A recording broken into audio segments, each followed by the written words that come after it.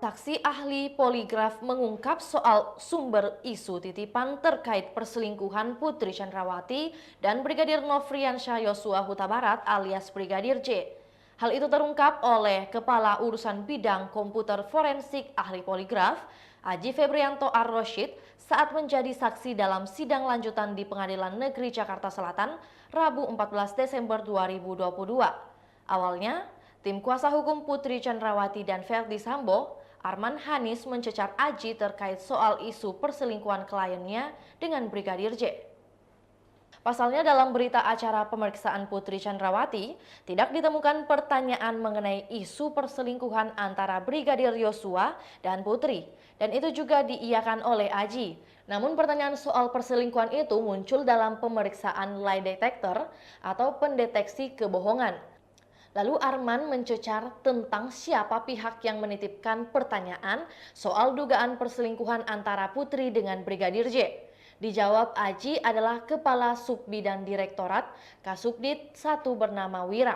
Dalam pemeriksaan lie detector pertanyaan soal perselingkuhan itu sempat ditanyakan penyidik ke Kuat Ma'ruf. Dan hasilnya positif, artinya Kuat menjawab jujur.